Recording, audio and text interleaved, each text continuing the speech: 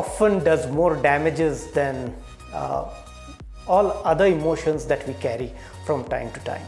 So one of the important aspects is how do we manage that anger? It's absolutely normal to be angry. First and foremost, do not feel guilty that you have become angry. It all depends on how you express that anger. Before that, you need to understand why this anger comes in, and that's where emotional intelligence can help us.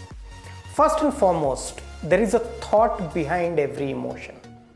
Okay, take an example that you have run into fury with another co-passenger just because he has been too irritating while you're on a flight.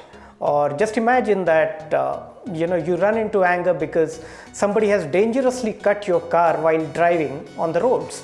Okay, more and more such road rage cases, etc., are result of uncontrolled anger. If anger is not managed well, or if it will not be regulated, then it causes more damages than one can even think about, because the consequences are unknown. So the first and foremost thing that one has to really look forward or understand is the cause of anger.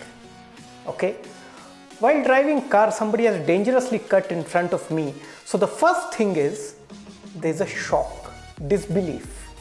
How can somebody really cut dangerously? Is it really going to kill me, or it will damage my car? And if it damages my car, who's going to pay the expenses? So on and so forth. And this thought, this shock, this disbelief, this trigger has flipped the anger, and that's the flashpoint. Now imagine in such a situation you've hurled abuses to the fellow driver, or you've just had some argument, physical fight. The consequences is the police might come in and they might ask for your license, and then all other police proceedings can happen. But at this point of time, if you understood that this is because of the anxiety that you're carrying in, that something might happen to me, you would be able to regulate it better. So first and foremost, the moment you are getting angry, identify the flash point. Once you've identified the flash point, go to the thought behind it. Is it anxiety? Is it irritation? Is it frustration? Is it something else? Or many times in your subconscious mind, there are chances that you might have got angry because of some external circumstances which are not in your control. First, visit that thought. Take a pause before you address.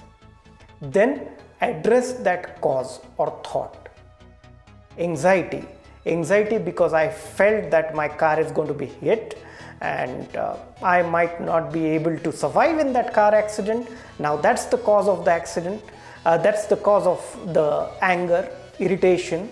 So often our emotions come blended. Anger is one emotion that comes in a blended manner. That's because my anxiety gave way to my irritation. Irritation gave way to me being shocked. That gave way to disbelief. And the result was I lost my control. And that is where I hurled abuses. In turn, the other person hurled abuses. It entered into a physical fight. Then we had to call the police. And then the entire situation went out of control. Now in the same fashion, if immediately I gather my thought in a flash of a moment, though I am angry, I get it aside. In a neutral expression, I tell the person that this is not done.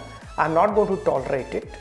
Ask him to pay for the damages, and then we settle it out, saying that I understand that you're in a hurry, but this is no way to drive and I'm not going to accept it. Say it in a very neutral, in a calm, composed but firm manner. You can be polite being firm. Okay, so be polite but be firm and tell the person that this is unacceptable. Tell him what you feel and then address that feeling, and that is where it all comes.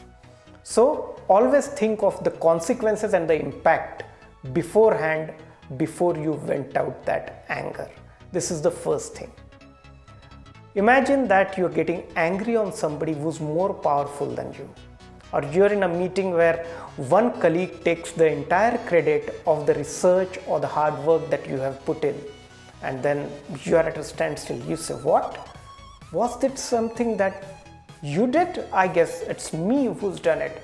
There's a feeling of shock, anger, disbelief, irritation, frustration, helplessness, and that has caused damages. But before you cause a permanent damage to your relationship with the colleague, you can always take up a way where instead of being silent, you voice it in the right and appropriate manner, saying that you would appreciate if that person gives you the credit of the work, you value him as a colleague and this behavior is unacceptable, and you really look forward to working with him or her again. So first, identify the cause. B, ascertain the impact that it's going to create on you. C, regulate and work towards the impact that you want. Automatically you'll be able to manage that anger. This is where self-awareness, self-regulation and motivation, these three skills of emotional intelligence would work. Thank you very much.